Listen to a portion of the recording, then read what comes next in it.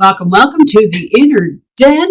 We are just finishing up halfway through April. Today's the 22nd of this ride that we are in Aries. But I don't know about you guys. I feel like there has been a shift in energy. I'm feeling a little bit of a shift from the last couple of weeks. How are you all doing and how are you feeling today? Where are we at, Michonne? Oh, I get to go first. You get to go first. I'm good today as far as Aries energy stuff. Because I don't really feel like it's hit me super significantly. But that's just to say, I mean, to be in Aries energy in general, I can definitely feel that. But just what I'm saying is the intensity of necessarily energy there.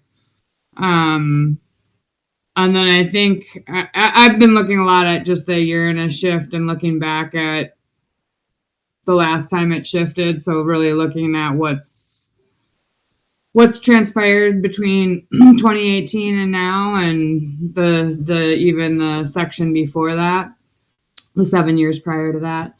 So just been looking a lot at that, and yeah, other than that, it's just been a long day here. So It's been a long day.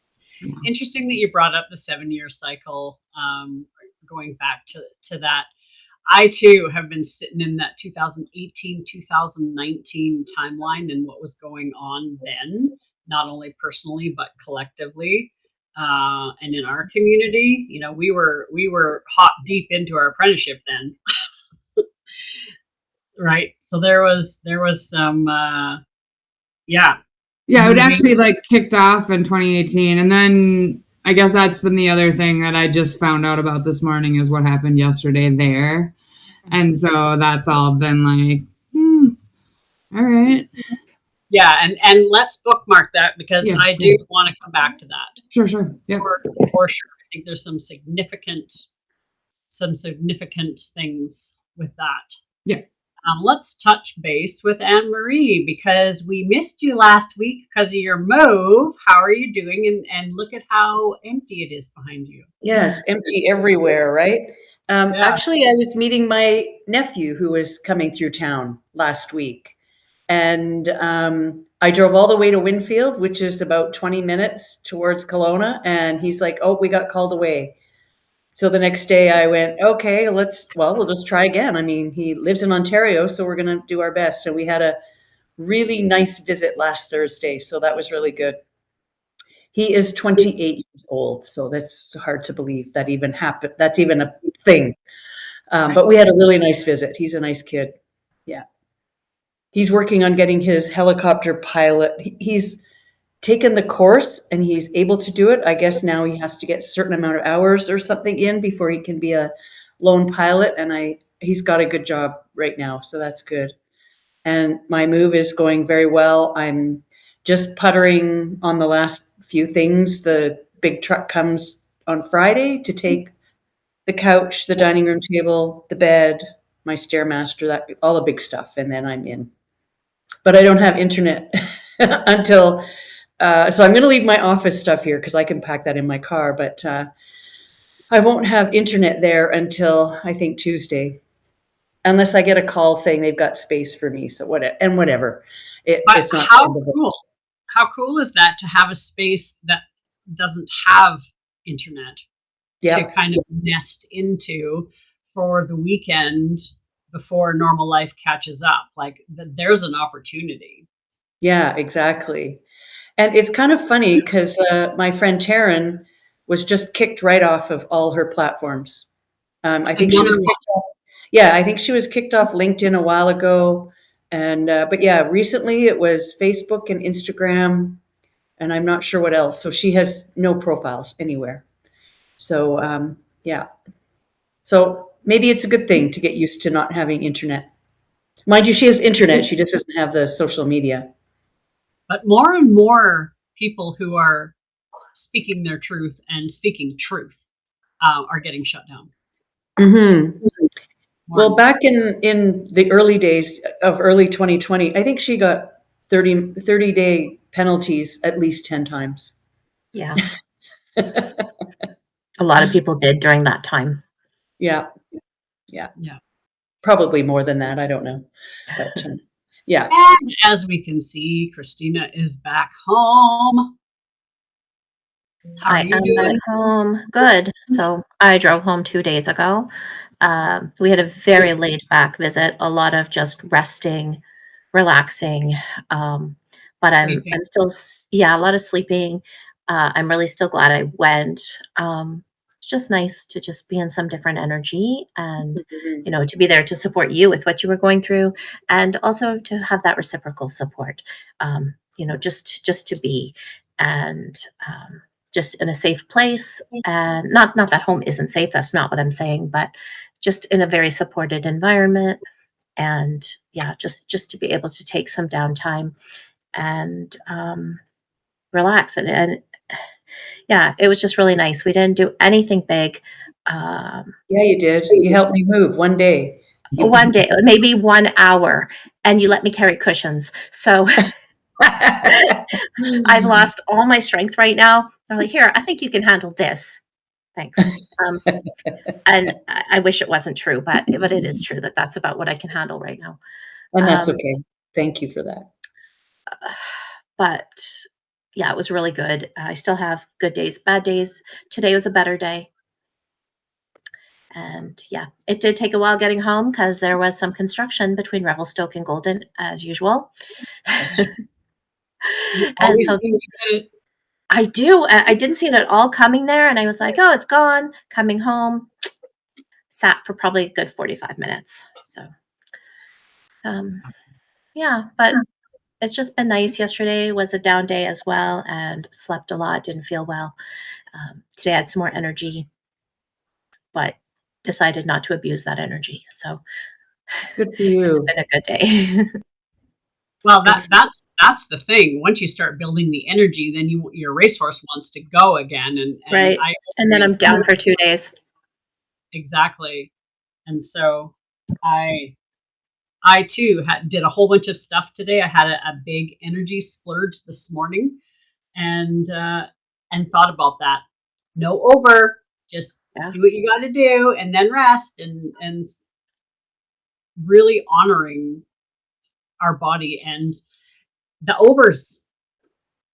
That's the practice right now, to not go into the overs. Yeah. That's good news. Yeah. And so it's hard also to not go into the energetic overs, Mhm. because two significant things happened this week that have the potential to rock people. David Wilcox has left the planet. So that has rocked people in the Gaia community and Ancient Aliens and all of those communities. He was a big person in that world. And then something really devastating happened in Teotihuacan 2 days ago. Was it 2 days Yesterday ago or morning, 3 days? or I don't know, or Monday, I don't know. A couple of days ago. Michonne, do you have more detail on that? Meaning, like, what do you mean by detail? Someone disturbed went on a shooting rampage from the Pyramid of the Moon and killed a Canadian and injured a bunch of others. And what I saw was that the person was obsessed with some of the U.S. school shooting stuff and had planned this or whatnot. And I was actually surprised. Obviously they had reopened the Pyramid of the Moon for foot traffic up. At least the way it was written, it sounded like it was executed from above. And then just some of the interpretation stuff that's come through and is yeah. So that's what I know. That's what I hear say. Yeah. And then the shooter took his own life too, didn't he? Yeah. Yeah. Yeah, and so our whole community is, shocked, stunned, all the things when something like this happens. And of course, it's activated all my trauma because it is in that 2-year window, almost to the anniversary of my experience there. Um, and to silently witness the outrage, and we're seeing everybody step up to social media and talk about the love there and why people go there and all of that, but I'm not hearing the other side. Omateo is both Oh my top, yeah. Oh my top, oh yeah. dark and the light. And what I'm struggling with right now is that everybody screams about the love, but as soon as somebody like me stands up and say, "Hey, actually, this has happened and this has happened and boundaries were violated and this and this and this and this," everything gets shoved down and the light is talked about. Yeah. So one of the stories that gets told there is literally about people that have to make a choice to jump right over to Quetzalcoatl or fall into the water. We know they all didn't make it. Right. So it's like, this is not the first thing. And yeah. And there was a community that I had started getting into, and when they found out that I was part of the Toltec community and teaching, and that they were terrified and backed up because blood sacrifices and all of these things that were done in the past, and that has happened in all traditions all over the world. It's not just singular to this space, but those aren't the things that are talked about anymore. It's just the love, the light, the go here and become a god. There's things that happen in order for that to happen. Correct. And if they were a community of people that were studying perception, there is absolutely no way to have done that in its fullest without trying to see what happens when you go to the dark side. Do you know what I'm saying?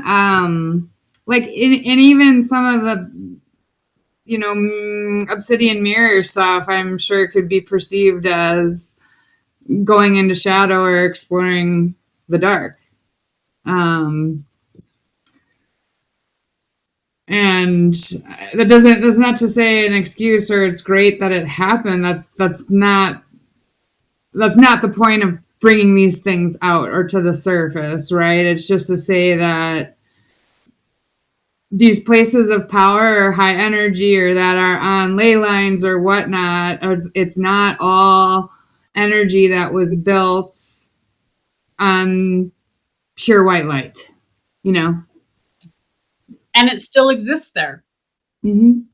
And not only does it exist there are teachers that manipulate and take advantage and extract working with those energies, and they're doing it on purpose.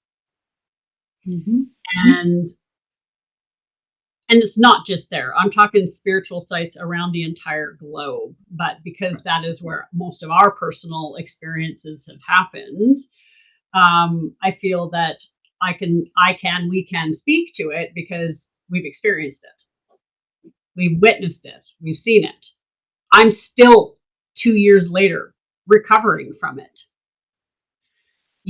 and so. And you haven't been back, right? I've not been back since then.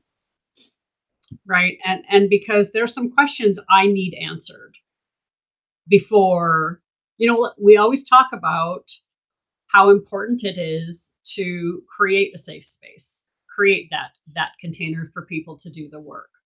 And my question is, if there is a known human in the community that does harm, Why would you rent your healing space to them to do that? That's what I'd like to know.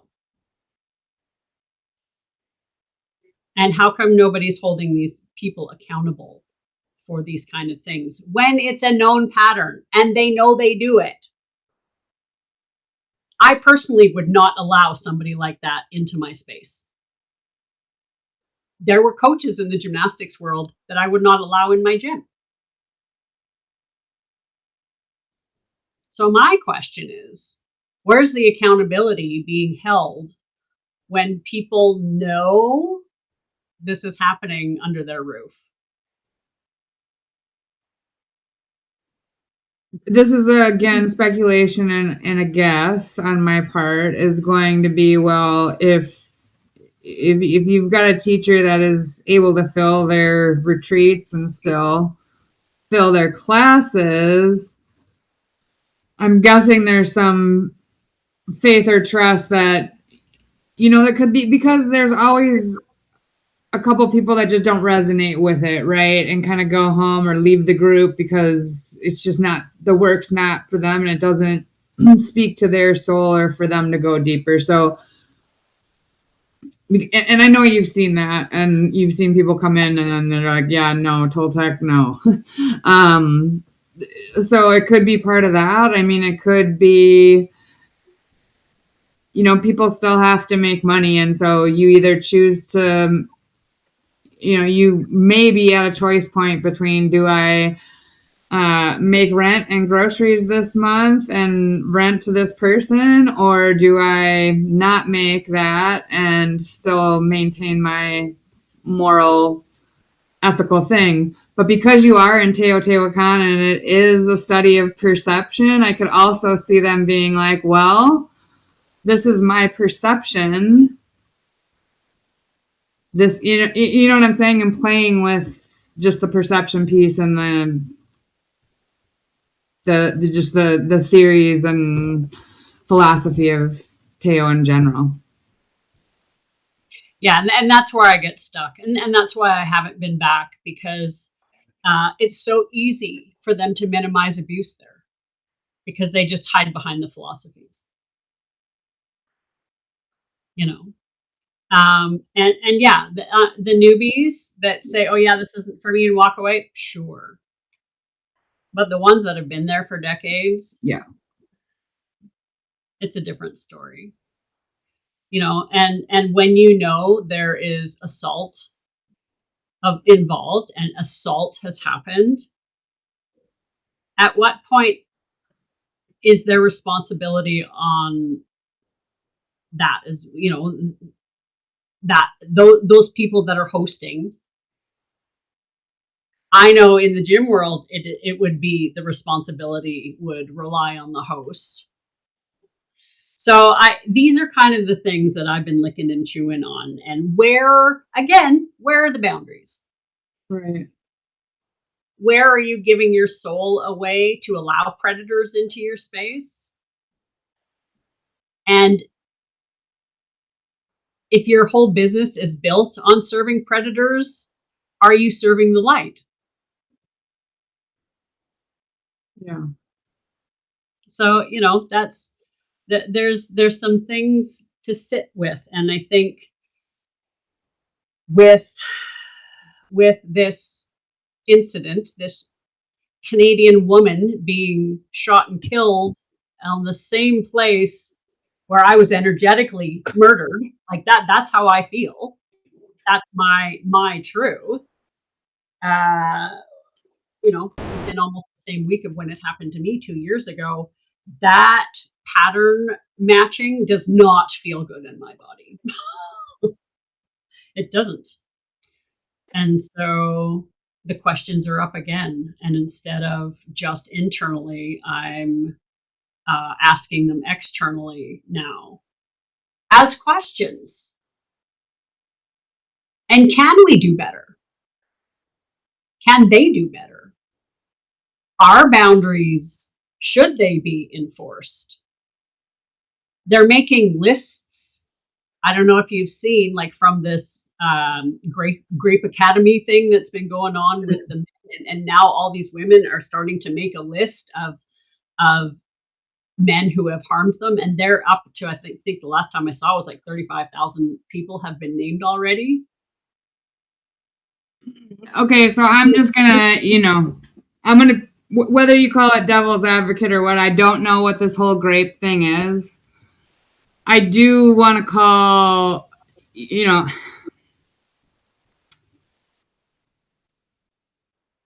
my generation and anybody born after me has been conditioned to look for the worst in men and basically assume they suck from the beginning.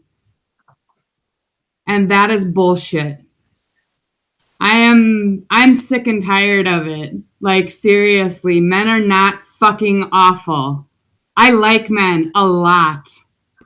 Sorry, guys, if that offends anyone, but I'm really, really, really, really tired of the man is the devil, and that we continue to teach the women and the young women in our life that the man is the devil. But you got to be one.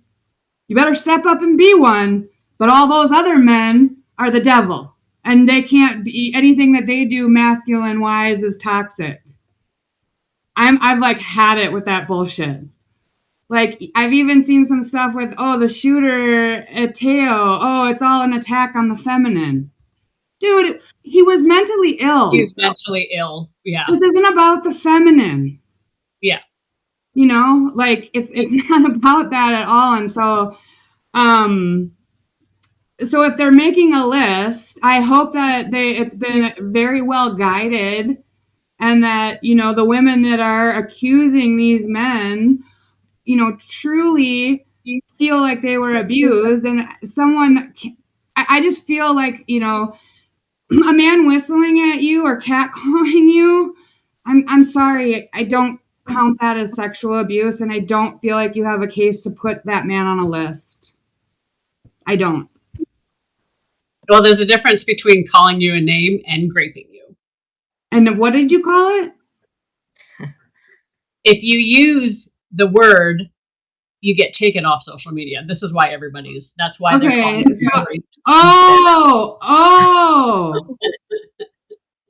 Okay. I'm like, I think I just caught up with what the word is meaning. Yeah. So yeah. And that's what there's a difference. Yes, but even when you brought up the other abuse in Teo, and I think this will be the other thing that people are going to probably stand behind. Why haven't charges been brought? That means the person that considers themselves the victim that has gone and talked about it chose to talk about it with the community instead of going to someone who could have brought a charge, right? Or could have allowed them to put on a restraining order, and then they would have that at least to say to the rest of the community, I've had to put a restraining order on this person because blah, blah, blah. But without any of that, it's literally he said, she said, right? Yeah. Well,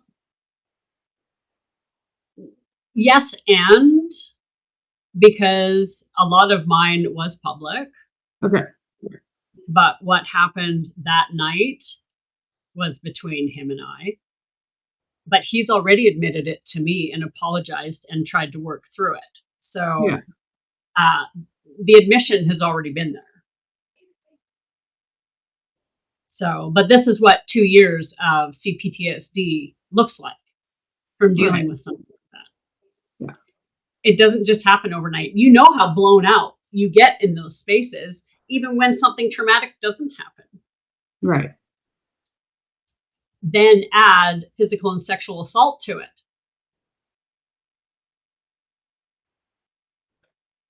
How do you even comprehend that? Especially when you're being gaslit and manipulated for 6 months after.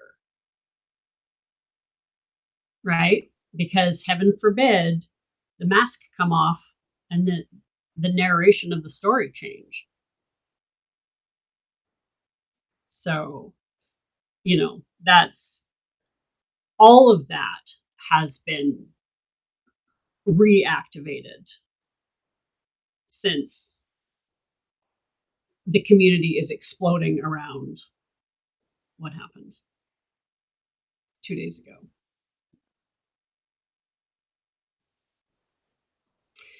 So it's a lot, and I think it's time that some of this stuff get brought to the surface, because in the community, lots of people talk about the things that are on the darker side, but you don't see it publicly. You don't see it on social media. You just see the come to Teo.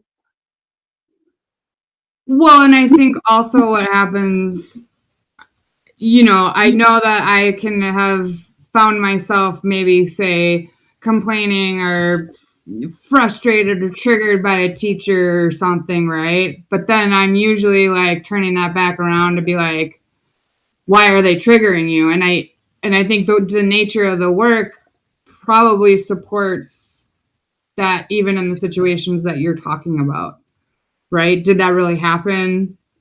Did I perceive it the way they meant it? All of those things, because you're already in that space, right? I'm talking specifically about being in Teo. Yeah. On the other part of it, like, even after you've said all this, I don't know. Like, I haven't studied with many people out of there, and then now it's like, okay, you've kind of set a layer of stuff, and I would need to go. I've been actually asking myself, whose opinion would I trust? If I were to go ask, like, to study with someone new that I don't know, that I know has been in Teo, goes to Teo a lot, but I'm not really familiar with them, like, who would I go ask? Right. I don't know who that would be right now. Well, neither do I. Yeah. Because of that trust factor, because I know who's looked sideways, who knows things, and still chooses to not say anything. And I don't want to have somebody facilitate my ceremonies when I can literally smell the alcohol reeking out of their system and their words are slurring. Like, to me, that's not integral teaching. I'm like, I don't know who that happened with, and I'm telling you, these, and so that's why it's hard for me when I hear all these, oh, it's such a fantastic and this and that. And I'm like, that was not my experience. So, and let me preface that, because I have been to Teo a ton of times and there was lots of good times. But the last time was so horrible, I'm reconsidering going back. I mean, I will say that the energy, since every time that I've been since COVID, the energy has not been the same for me. And I've tried to figure out if it's just because I can't go to the Pyramid of the Sun or up to the top, like, if that's all it is, or if there's more there, and it feels like there's more than that. Like, and I don't know what it is. So I think it's because those energies are not being checked. That's like, we all talk about balance, that we all want balance. Everybody wants balance. Omateo literally means that. But who's talking about the dark? Who's checking that? The people who understand energetic boundaries, and this is what I've been trying to teach for the last couple of years, that energetic piece is not just physical boundaries. And the energies there will also extract if you let them, especially if the teachers know what they're doing and do it on purpose, right? And that's what I was tracking last time, and nobody wants to talk about that. Nobody's ready to talk about that piece yet. So every time I bring it up, I get annihilated. So to talk about the dark, yeah, and the extraction energies, and that you also opening yourself up and not having discernment while you're there, whether it's with the teacher or the energies itself. that's next level layer too, the energetic boundaries. And I'm starting to see more translation and people talking about that coming from Tulum and Bali, and there was one other place that they had mentioned, Costa Rica. maybe. Yeah, where all the the spiritual new age people are gathering, and the people who are spiritual bypassing, and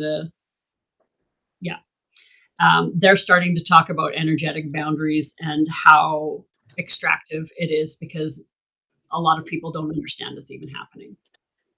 And that's what happened at our last retreat. There was extraction going on, and when I highlighted that, I was taken out. I was annihilated, saying that's not what was happening, and I absolutely know for sure it was. So is it just because I can see, feel, hear it and other people can't, or what? But I know my observations. I trust my body. I trust my intuition. And that was my truth. I've experienced it. I've seen it. I know it's real. So, and anybody who does energy work, if you can't respect that, you shouldn't be doing energy work. There has to be a respect for that.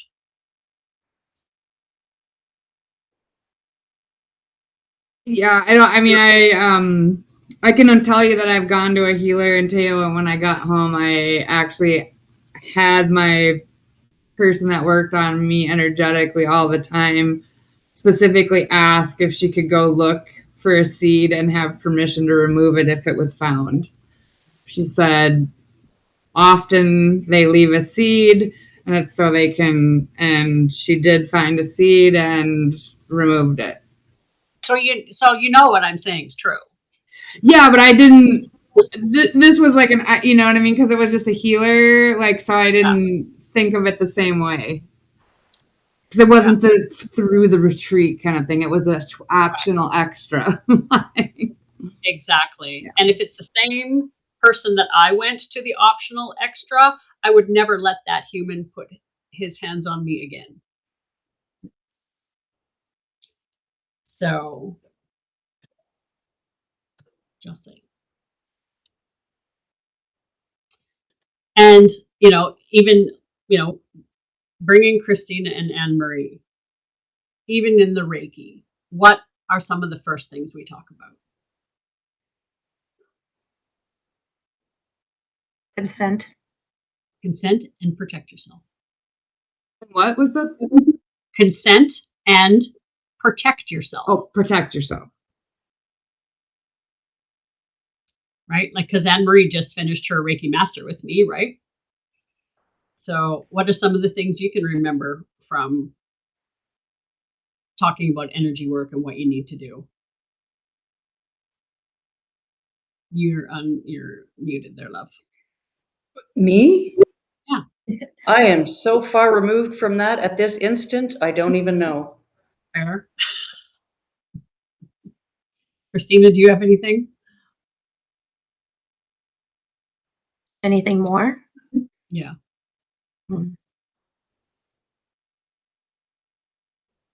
I think it really comes down to that consent and that permission, that you're asking for permission to do anything with somebody's body, whether that's physical or energetic. So it's about respect.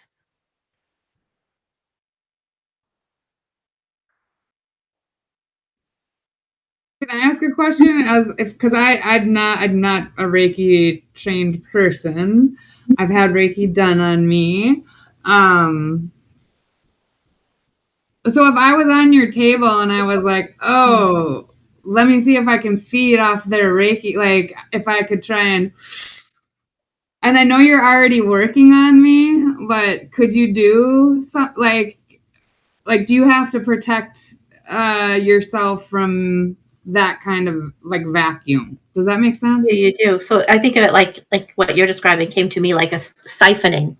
Yeah. of the energy. And yeah, you do, right? So you're grounding yourself as well. So anything like that that would be draining doesn't have to drain you. So you can channel it back into the earth. Got it. So basically, you just open up a channel, and if I'm trying to vacuum from you, I'm really vacuuming up from the earth through you. Yeah. Yeah. Got it. Yeah, and the way I teach it is that it's not going through you. Like I say to envision a crystalline tube in front of you, and so that it's not, because in the beginning I did let it go through my body and it kills you. You can't it's harder to keep your vessel clean when you do it that way. And so for me, I started visualizing a tube, like a suction tube, so that, and I would direct it there. I wouldn't allow it to come through my body. So, and I don't, and that's just the way I do it. I don't know if other, they say once you learn your way, that's your medicine. Yeah. Right. So I don't know if and I can't say that I just do Reiki, because I've taken pieces of everything and put it in the pot in my magical kitchen and have made it my own. And so that is one of my gifts, is to see, feel, hear, sense energies. And I know it's not normal. And that's why I think I get so much pushback. But that's also why when people are on my table, they heal profoundly and fast, because I know what I'm doing and I trust myself. I trust my intuition, and I trust how I move energy, because I've done it for so long and have that lived experience where I Yeah. can extract that mass from. And I think so, sorry, go go ahead. ahead. I just think it's also important to remember, like when Michonne's talking about somebody siphoning energy, and it kind of sounded like it was like an intentional thing, but I think in a lot of people's cases, it isn't. I think it's important. That's why we protect ourselves, because the person who is getting the treatment, sometimes this is a subconscious siphoning. They're not always doing it on purpose, but it can still impact you in the same way. So that's where it's necessary to have that protection, to have that, like you have your own care team as well, your own spiritual care team. So you're calling them in, you're asking for support in that way. And because the person who's doing it doesn't always know they're doing it, especially if they're new to it. Well, and I was more kind of referring to, when we were talking about intentional extracting, Mhm. Mhm. Especially from Well, a malicious right. perspective. Yeah. Right. And a perfect example of that is when teachers keep the students too long and they're already at a point of exhaustion. So then the resistance is even lower. And like in one of the things that happened in our retreat, we were in water, and by the end, like 3 hours, I think, had gone by, and people were so exhausted they were having trouble coming out. And somebody had used the analogy that they were waterlogged. And I'm like, no, it's because you were siphoned. You're exhausted because all of your energy was taken, not just what you were willingly given. And when you don't understand that you can say no, even in ceremony, you can say no. As soon as that intuition or that intuitive hit on your, kind of goes sideways and you start getting the red flag, you're allowed to say no. But when you're in a guru type environment, then the whole overs and, we're people pleasers, so we don't want to upset anybody. We don't want to, ruffle feathers in the group. So we're going to stay, and then you're harmed. Yeah. And in that case, nobody even, there was never a conversation the whole time we were there that, hey, you can walk away if this is not comfortable for you, if this is not something you want to participate in, or if at any time you can withdraw your consent. And that was never addressed. So in the river, oh God, it's almost over. It's almost over. And it was a lot. And I think people I think people felt like, oh, if I leave, I'm going to rupture something. I'm going to break the ceremony. Really I'm going to broken. wreck it for other people. And that's not what it's about. But I think that type of clarity is also really important in those situations. It's all about discernment. And, if we come back to what, Michonne, you said earlier about, well, that's the teachings you learn. That was a softer learning. Like, I understand what you mean by, well, yeah, sometimes shitty things happen and that's how you learn. But I do believe that there is a sliding scale on that as well, that when it becomes malicious and the intent is to harm, those are the people that should not be facilitating there. Right. No, Like, there is a teaching aspect and there is a malicious aspect. And right. are you in integrity or not? And so that's what I was trying to say in the beginning, that if we know the teacher is malicious, now there's some excellent teachers that are in integrity and are fucking ruthless as hell. Yes. Yeah. And there are malicious ones that are still being allowed to work there. Do you want to name them? Well, it was Rebecca Haywood that we went with. That's the from your thing. Okay. Yeah. It's funny, you completely glitched when you said his name for me. Really? Yeah. You kind of went, and I'm like, I totally missed the name. Wow. Well, it wasn't a he, it was Rebecca Haywood. Rebecca Haywood.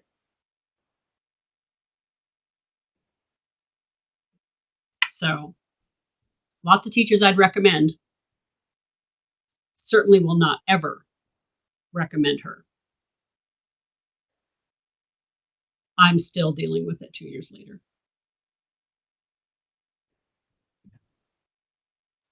So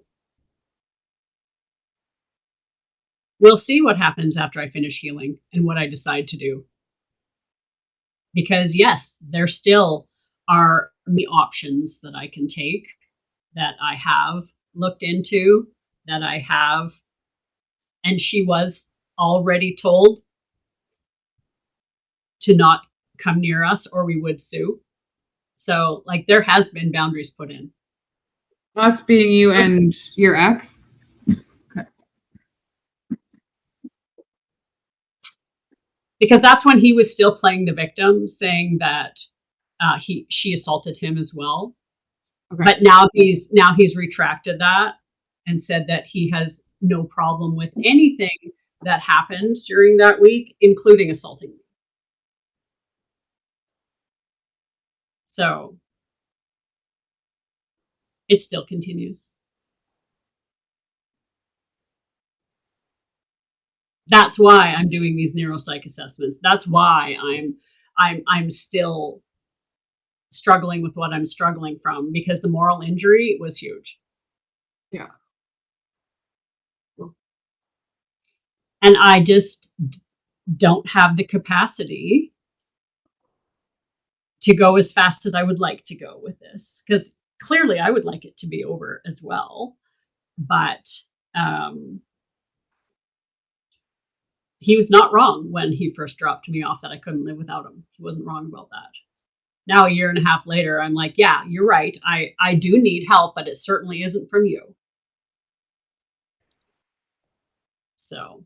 Right. I mean, then there's the emotional piece of it too. The emotional, abuse piece of it. It's together, but there were pieces of it that are separate from the event that were already in the framework was already in place. Does that make sense? Yeah. Yeah. So I think it's fair questions to ask. What's your policy? And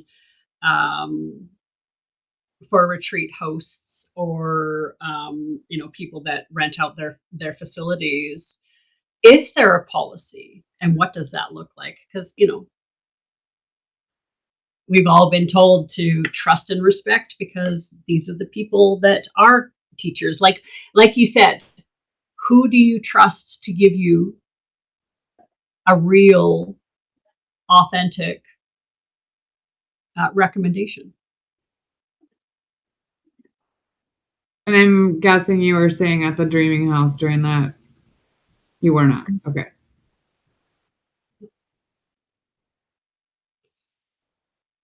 Nope.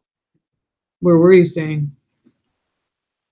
I The can't other- remember. That The other other one. place right across from the pyramid. Casa de, The Church Bells, Emily's Oh, place. okay. Cool. yeah. And Ash let Rebecca rent her apartment.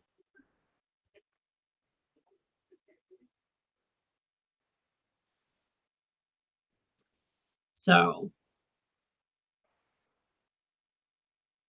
there's some conversations that need to be had. Yeah. Well, and sometimes I wonder if it's just like,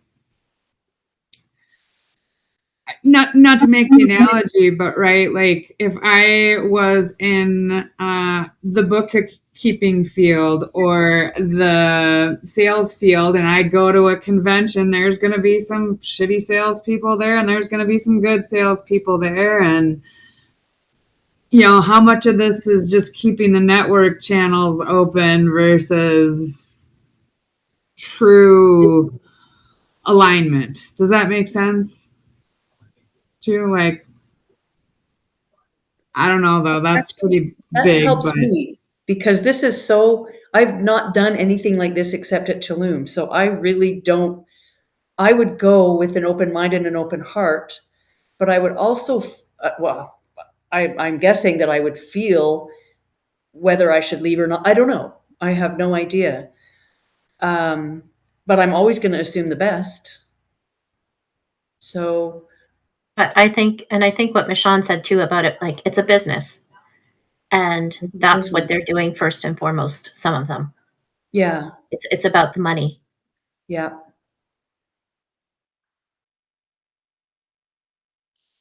Yeah, clearly, because if there are people there creating harm or causing harm and they don't do anything about that, even though they know they're doing harm, that's not good.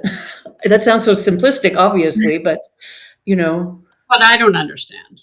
That's why I have questions, because for you and me, it is common sense. Mhm. That's why I'm confused. Yeah. So many people Because don't. we're told one thing, and then experiencing another thing. How can it be just a business when it's on sacred ground? yeah, and I'm not saying that everybody's doing that, but yeah, it's It's a factor, though. I mean, I do there's a whole believe- city there that half of them are probably totally disconnected, that they take it for granted that that's in their backyard. Yes, that. And we know that, some of the people in the plazas take advantage of the unawakened, and the salespeople that are there and selling their wares and all of that. We've all had experiences with being sold something that we were told it was one thing and it was not. And that's also well known there. So I think with what's happened, bringing to light all of it, not just the light. It's because I was sold a bill of goods that's not true. And I am not going to do that for anybody else. I'm not going to sing that song because I have experienced both sides and watched people cover it up and make excuses and have severely drunk people facilitate ceremony. It's maybe my expectation level is just higher. I don't know. And people can do whatever they want. But I have always been an advocate of those who are harmed and are taken advantage of. Innocent people going there for healing are taken advantage of. Sometimes. Is it just something that we just have to be okay with because that's the status quo? I think right now in this time on Earth, all of these things are being challenged. So why can't we talk about this as well? Well, I think talking about it can make it better. I think that having those conversations, I mean, it'd be great if everybody thought the way that you do, but it's not the reality. And I think It's really having not these, the reality. but no, but having these conversations is how hopefully things will shift and change. And that might be slow. Of course, it's going to be slow. Change is slow, but it's got to start somewhere. It's true. And it usually happens when somebody gets hurt bad enough where they take it on. We know how how activism starts. We know how that injustice inspires some people to take action. And I'm just trying to decide how, when, where, why, if this is even mine to take on. Clearly, this happened to me for a reason because this is what we're taught. That's my programming. But, Emily wrote a beautiful, beautiful Facebook post, Substack. It's all over the place, talking about the balance of the light and the dark and to lean in and to talk about both. So it was very inspiring. And Who's Emily? Emily's a beautiful artist that lives in Teotihuacan, and she is part of our community. She's a painter and a devotee to Guadalupe. Okay. A beautiful human. Yeah. Okay. So I can share it with you. I'm sure, just even educating yourself and reading the post would be good. Sure. But I do believe that both sides need to be talked about, not just this is where humans go to become gods. It's not just that. It's not just that. It's the overall arc. But you certainly have to be prepared for what that looks like and what the initiation is. This is where you go to get initiated as a spiritual warrior. Does that mean you have to die? Well, I mean, in some cases, they have. I mean, again, this could just be because of who I've chosen to study with and the stories I've been privy to.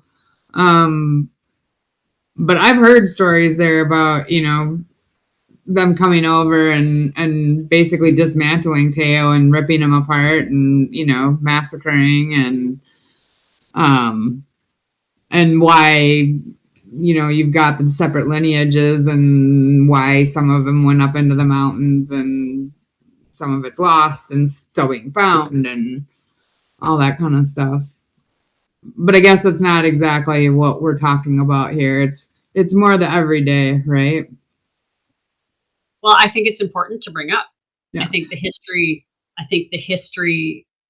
also shows that war has always been here. This is what humans do. Yeah. Well, and it's the same way. I think it was a few months ago or whatever, a few podcasts ago, where we talked about the opposite of this, which is they don't really teach about the children playing. Do we just think that where they all went there without children and no children were had there? Right. Yeah. Right. And so there had to have been the play aspect too. Yeah. That's been totally missed because we know like the teachers that are closest to us, it's about the shadow work. It's about the death, the dark. So, and I think that conversation that I'm ruminating with, the inner child stuff. If I do choose to go back, that's the medicine I'll be bringing. That's what I want to reactivate. Because we know as you recapitulate and as you do the work, you do become more like a child. You do live in those closer timelines, which is closer to source. So why wouldn't that work resonate in that energy? To me, it makes perfect sense.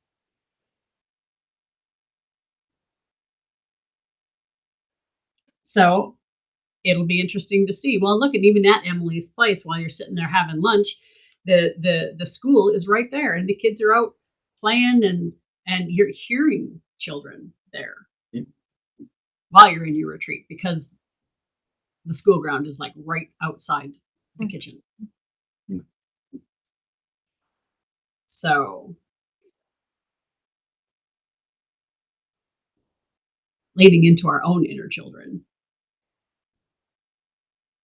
Yeah.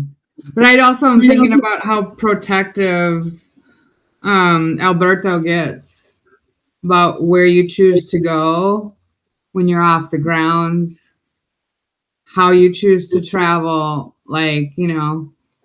so it's not, he knows it's not all great. Yeah. Even at Emily's, they talked about that, even on ours, that you don't leave certain times of day, like you don't go out by yourself. Yeah.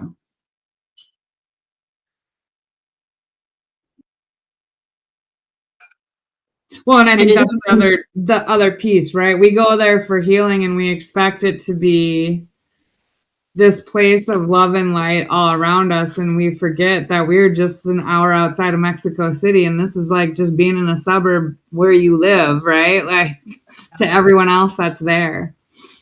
Yeah. Well, yeah, and you can't have that much light without the dark. And that's just it. When you're talking about balance, if you shoot yourself all the way up here, guess what else is going to come in? Right? It does balance. It does bounce, and then it does balance. You do experience the high, but the low has to come with it. That's how that's how ascension works. So, yeah. And we could talk about this for hours and never solve it. Like this is not something we're going to solve, but I do think having the conversations and speaking truth around, just because people call themselves a shaman doesn't mean they're in integrity and they are working for the light. So it comes back to that discernment again. And that's what we're here to do, is to figure, that's our school, man. How do you find joy and how do you keep boundaries? Well, and I think this conversation could be just about any retreat of any kind that you go Exactly. This is not Absolutely. specific to just this one area, but I feel like we can talk about it because that's our lived experience. to. Okay. But you're absolutely right, Anne-Marie. And there are other people having these conversations around different spaces, for sure. Yeah. Yeah. Yeah. I've just never heard it publicly about Teo. Whether it just hasn't found its way to me or whether people just aren't talking about it. I certainly haven't found it. I've definitely heard some things about some other retreats and some people, but you haven't either. Not specific. Not specific to Teo, no.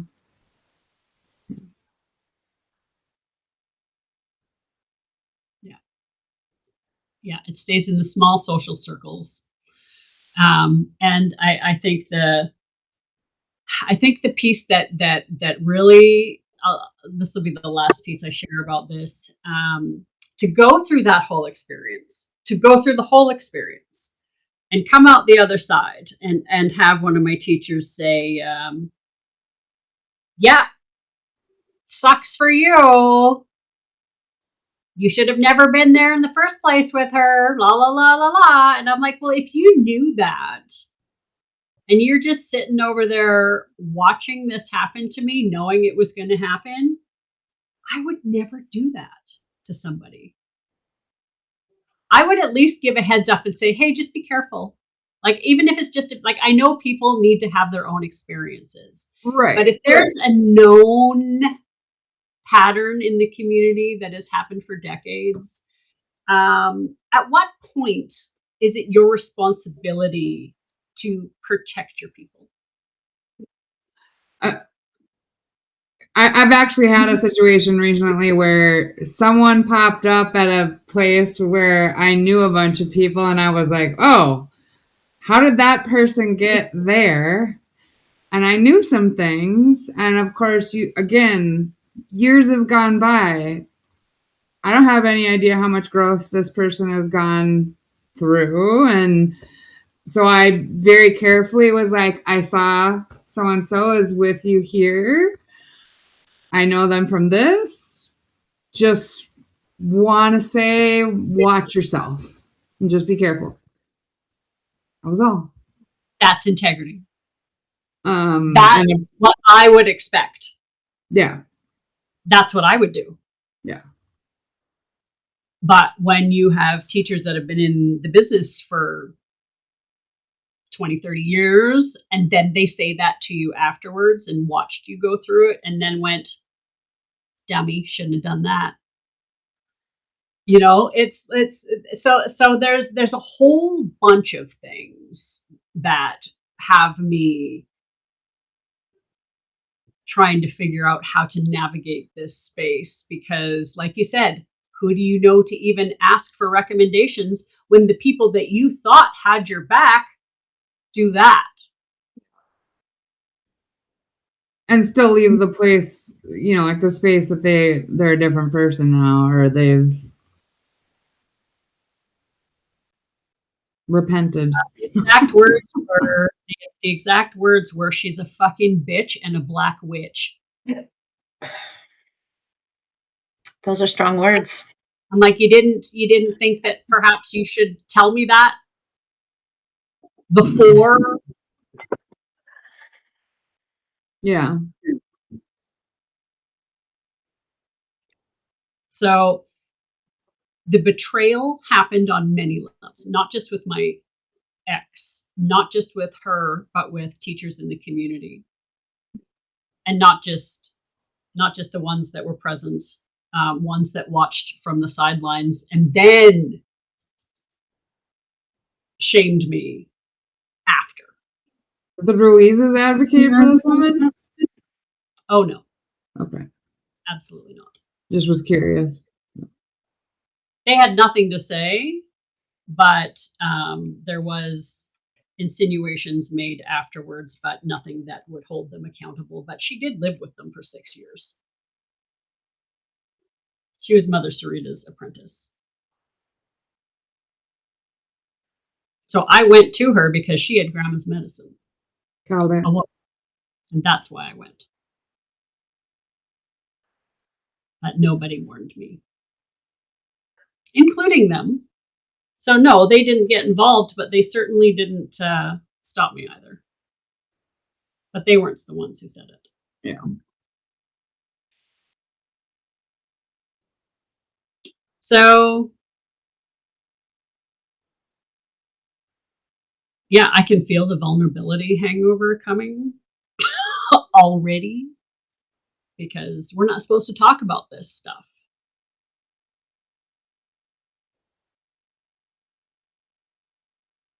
But Anne-Marie is teaching me that I'm allowed to speak my truth, right?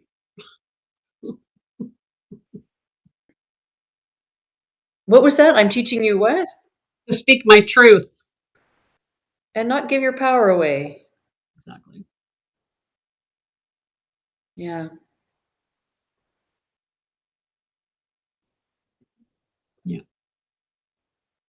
So anything else you want to end on? Anything else we want to end on? Christina, what you got? I can hear your hamsters. My hamsters are falling asleep. Are they? Wow. Yeah, it was very intense, an intense discussion. And it's not, so that's why we shy away from these things, because it's not accepted. And I think it's, you do have to talk about these things. And I love to hear the different perspectives as well. We don't have to agree on every single point, but talking about it and understanding each other, I think goes a long way. I just want to say I'm doing my best because I don't understand and I don't get it. But I'm doing my best to hold space. I'm doing my best. Appreciate it. I don't even know what that meant. I'm just doing my best. Just be supportive. Yeah, and if it felt like I was unsupportive at the end because I didn't know what the thing was, I will go research that. That was not my intent. It's just had a lot of stuff that makes me want to vomit. That means so. Oh yeah, and don't get me wrong. I also, I can't say I love men right now, but I loved men. I loved men before this experience. Yeah, it's not about hating men or blaming. It's about how do I ever holding trust people another man accountable. again? People who have done wrong, holding those Yeah. people accountable, male or female. Absolutely. Yeah, exactly. Yeah, like I consider myself awake and aware and educated and powerful. And so to allow a human to do what they did to me, it questions everything in my body about my capacity to trust now, because it was that bad. So I think what's happening in the world right now needs to happen so that people can speak. Because I think a lot of the pain in the world right now is because we haven't been given the opportunity to speak. And even if it was there, we weren't capable. I certainly wasn't capable of having this conversation even 6 months ago, much less a week after it happened, because I was still convinced that we were victims and so was he. So the brain twist is still unraveling. But when masters play together, the whole, I can remember having a podcast with a girlfriend years ago. Masters train with masters for the sharpening of their swords. I'm done having partners that want to kill me. I'm done with that. My warriors put the sword down. So, but I think you have to get there first. I think you have to do the training before you can decide to shift. So, and with everything, all the assessments and everything that's going on, I feel the switch coming. And with all of this Aries warrior energy right now, maybe this is why we are talking about, well, and then, the incident happened 2 days ago. So it was a perfect culmination for this conversation today. And they're not all this intense. But I do agree that having the capacity to hold a container and share what we shared today,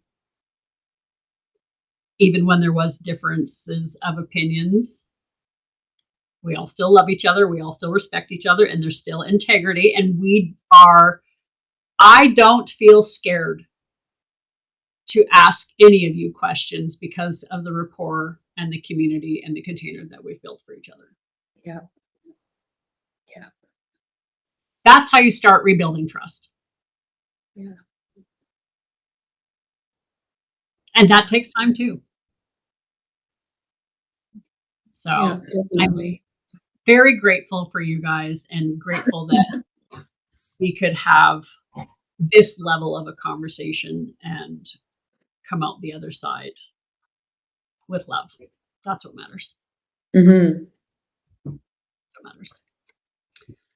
So I'm going to love you all lots, and we will see you all next week. Bye. Love you guys. Bye.